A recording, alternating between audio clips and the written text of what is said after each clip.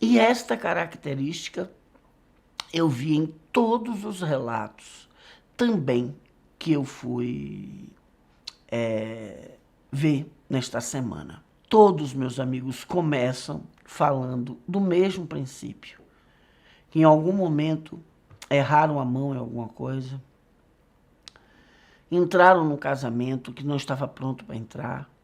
Eu tenho um relato de um rapaz. Eu entrei num casamento, eu não estava pronto. Mas aquilo foi acontecendo e meus amigos e a família dela gostou muito de mim, as famílias se entenderam. E quando eu vi, eu estava casado. Não foi uma coisa assim que eu digeri. Não tem nada a ver, eu gostava dela. Mas eu não estava preparado. Eu ainda tinha algumas coisas que eu sentia que eu precisava ter feito. E tive que parar de fazer para poder dar toda a atenção que ela queria, que precisava, enfim. Né? Eu larguei o meu trabalho para trabalhar com meu sogro, só para poder ganhar mais. E foi uma situação difícil de eu dizer não, porque eu entendi ali, né? A filha dele era bem nascida, bem criada, ele gostava de mim, mas ele queria que a filha continuasse a ter um padrão. E para não dar pra gente de mão beijada, ele me levou para trabalhar com ele, que era uma área completamente diferente da minha. Enfim, eu tive que fazer um esforço enorme para me adaptar. E ali eu fui sentindo uma coisa dentro de mim, como se eu já não era mais o mesmo. Não é? E aí foi muito forte, porque essa minha esposa, né, que eu deixei na terra quando eu me suicidei, ela tinha uma personalidade muito forte. Então ela foi trocando devagarzinho as minhas roupas. Eu já me olhava no espelho, eu não me reconhecia. Eu não me reconhecia. Ela mudou o corte do meu cabelo. Eu sentia como se de fato eu não servisse para ela. Então ela precisava cortar meu cabelo para ter um corte mais chique da sociedade, não é? As roupas, o carro.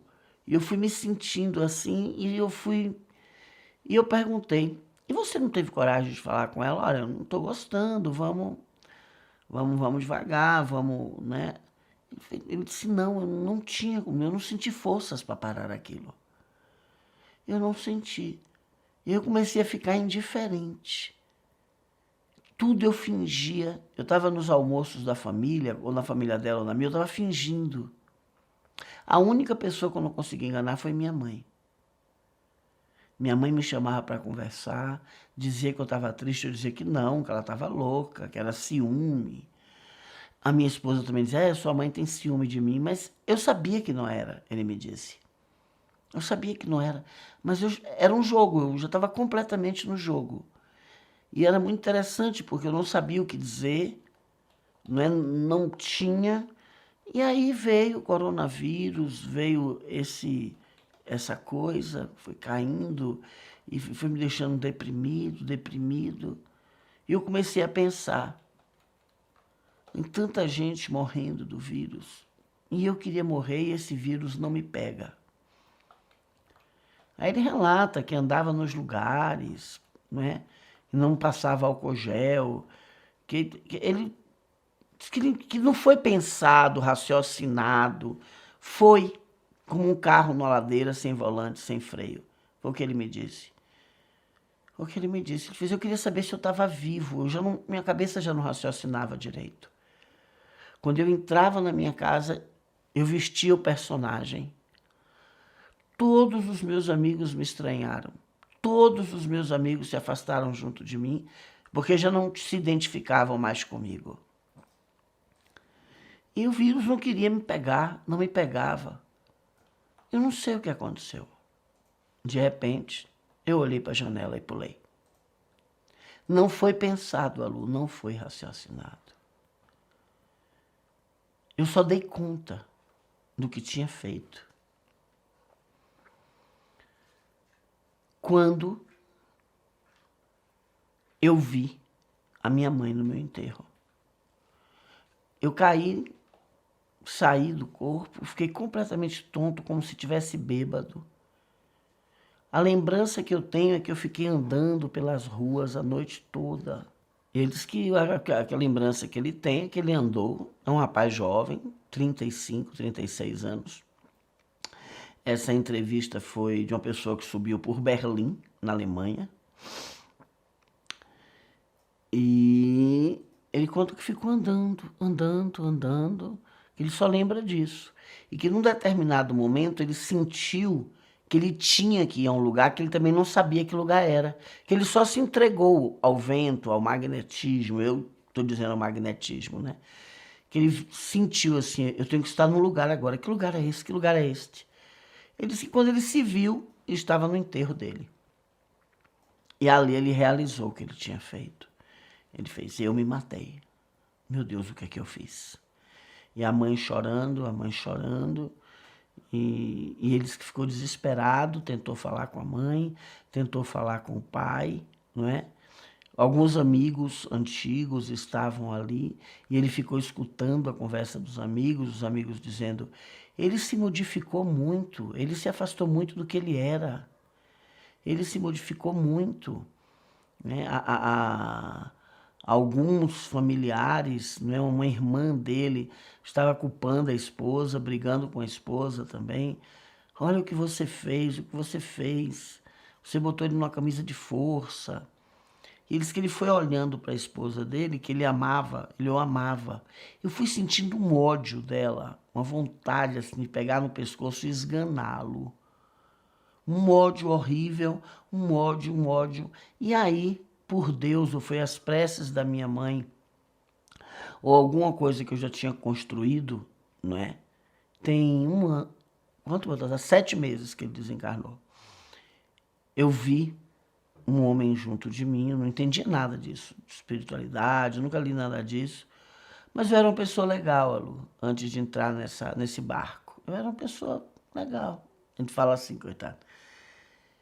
E ele ouviu que era o mentor dele. Depois ele entendeu que era mentor, que era... Ele disse que viu esse homem junto dele, chamá-lo, dizer assim, não entre nesse ódio, senão você vai piorar tudo. Não entre nesse ódio, senão você vai piorar tudo.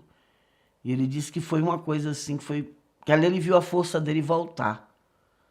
Né? Ele viu a força dele voltar e ele dizer para ele mesmo, eu quis, eu me envolvi também, eu não posso culpá-la. E aí, pelo menos, ele conseguiu não sentir ódio. E ele conta que começou a andar, que ele não sabia para onde ir. Começou a andar, vagar. Né? Ele olhou as ruas, olha o mundo, olha isso. Ele começou a andar. Ele disse que ele queria ver, queria olhar o mundo. E sempre com esse senhor acompanhando ele, que era o mentor dele, né? Acompanhando a certa distância, e ele muito triste, e ficou assim por uns 2 meses. Até que ele permitiu ao acompanhamento do mentor, e ele foi, e está agora nas casas astrais, ele está exatamente na colônia do nosso lar, está recebendo cursos, palestras, tratamento para os chakras, né, porque danificou o perispírito. Todo suicídio danifica o perispírito, que nem a matéria. Sabe quando a gente toma, sei lá, uma queimadura na matéria, fica queimado? Então, no perispírito também.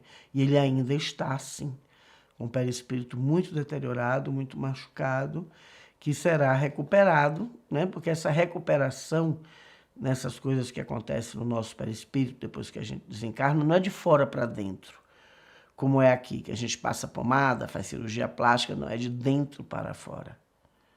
Então ele está nisso, nessa longa jornada. E quando ele soube que iria ser feita entrevista de relatos de pessoas com suicídio, não é, para ser compartilhada, ele se apresentou. No começo, Baltazar até disse, não sei, tem só 7 meses, mas como era uma pessoa que tinha vindo do coronavírus, não é? E aí Baltazar também fez algumas perguntas a ele. Por que ele queria pegar a gripe? Por que ele queria pegar a doença? E ele disse que não era uma resposta mental. Não era uma resposta mental. Ah, eu quero por isso, por isso. Ele disse que não, a mente dele não conseguia ter clareza, não é? E ele se apresentou assim, agora eu sei, ele inclusive disse isso, agora eu sei como uma pessoa que tem vício em álcool, ela só quer o álcool, ela só quer o álcool. E Baltazar falou para ele, é exatamente isso. As pessoas encostam num ponto muito vazio dentro delas e elas só enxergam uma coisa. E como elas estão num processo de destrutividade, sempre essa coisa que elas encontram é uma coisa destrutiva. Sempre que nós caímos nesse vazio existencial, não é um vazio existencial, as pessoas, se elas estão num percurso destrutivo, elas só vão encontrar destrutividades. Mesmo que tenha no seu histórico, na sua história de vida, edificações, coisas construídas. Então esse foi um dos relatos, né?